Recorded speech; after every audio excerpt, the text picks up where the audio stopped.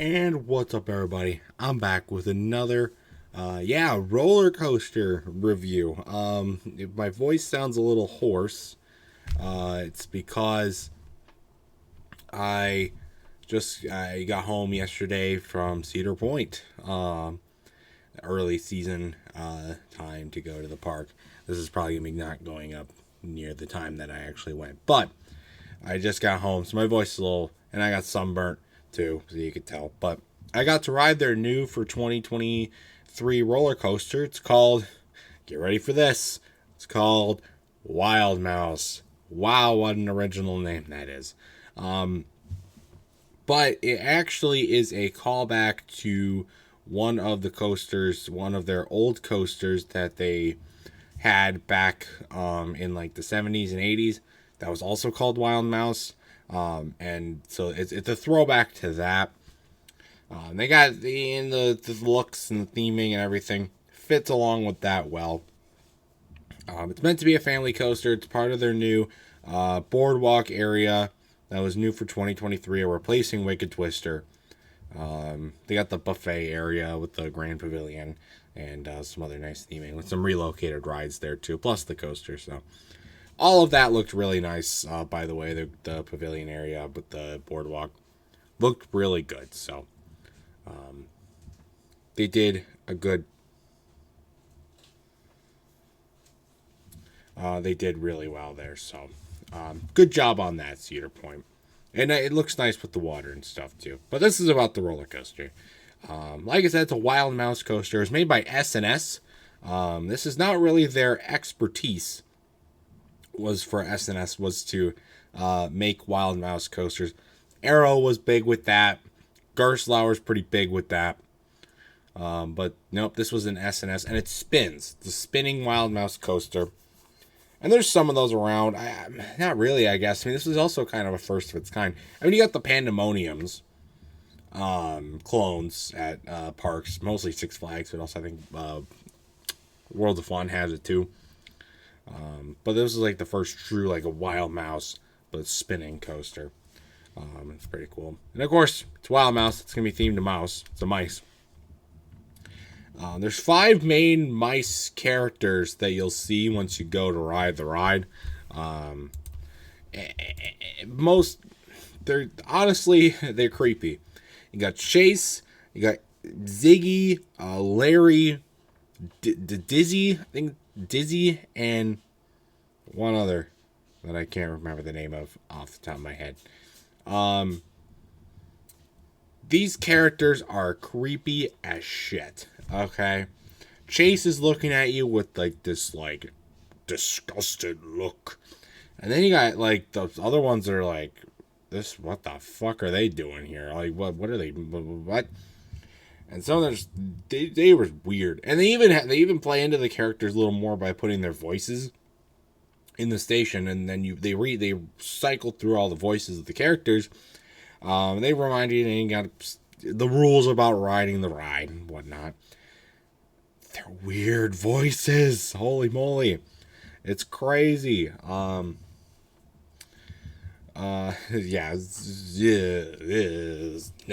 weird.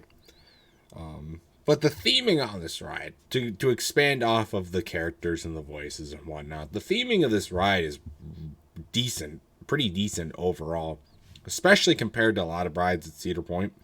I mean, they have a lot of noises, just for the voices of the characters, obviously, but they play to be fair, an annoying voice, and you go up the lift hill. There's even noises during the ride too, like I think on the mid-course brake run there's one. And that's a cool touch. The ride's nicely colored. You got like a cat at the top when you get to the top of the lift hill.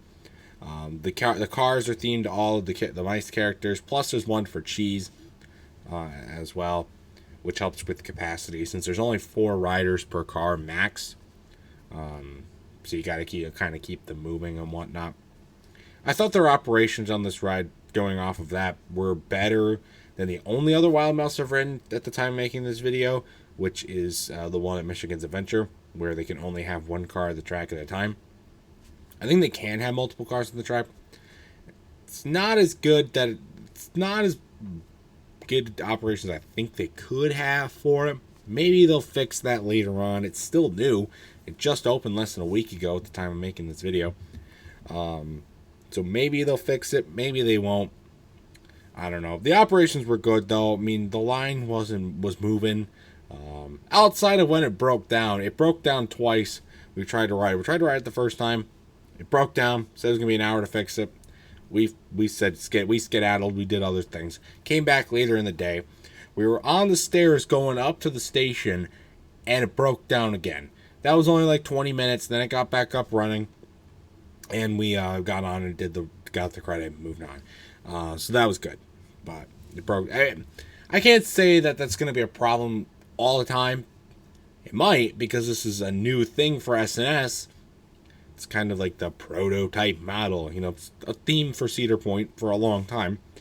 So it might, but we can't say that for sure. It's only been open for like a week. Not even a week at the time of making this video. It's going to have some early problems. I felt lucky to just get a ride in on it, okay? But yeah, anyway, theming. Decent. It's good. I like that. So this ride is so much better because of the spinning. I know there's people out there that can't handle the spinning, don't like the spinning, that might not like the aspect of the spinning. But I will say right now, spinning is what makes this ride good. Because it adds unpredictability to the ride. It can give you a new ride experience every time you ride it. Okay, so it stays fresh. You know, you get better re-rideability, and can just make it more fun. We were sitting on the brake run when the ride was over, and then our car just starts spinning randomly. But it was fun, and it kept it interesting literally all the way through. And I liked that a lot. So that was good. And there's a lot of the spinning on this ride is not excessive. It's not like you're going like this the whole time, but you are spinning most of the time. In some way, you're not. There's not gonna be like a point. It's not gonna be like you're gonna be facing one direction 90% of the ride and maybe spin a couple times. You're gonna spin a good amount of times. And it's not a long ride either. So take that in consideration as well. So, but if you don't like a ton of spinning, but you can handle the spins, I would definitely recommend this. If you get dizzy, like motion sickness, and get dizzy really easily, probably not the ride for you. But the spinning makes it good, in my opinion.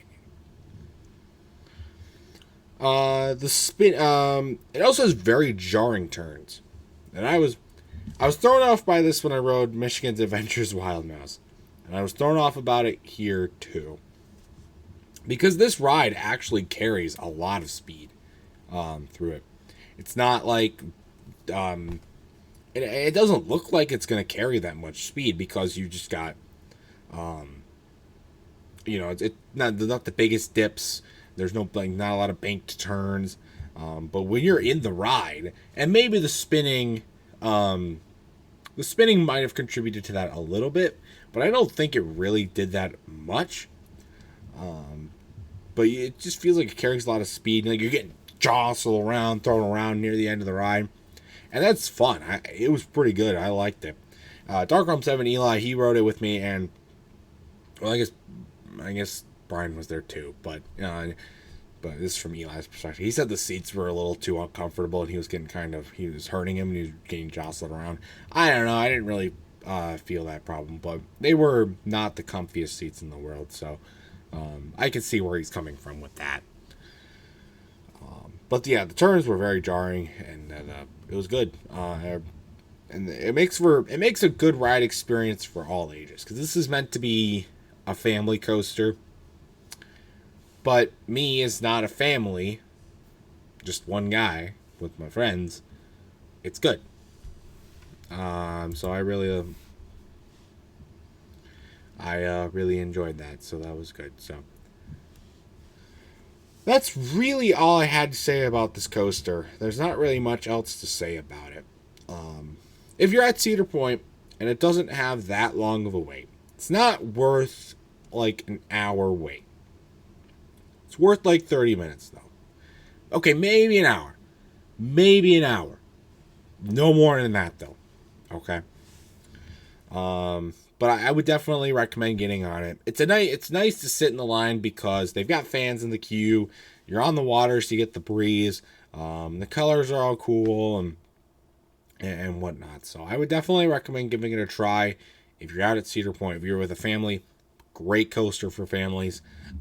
So that's a good thing to look at too. So my final review for Wild Mouse, I'm gonna have to give it a 7 out of 10.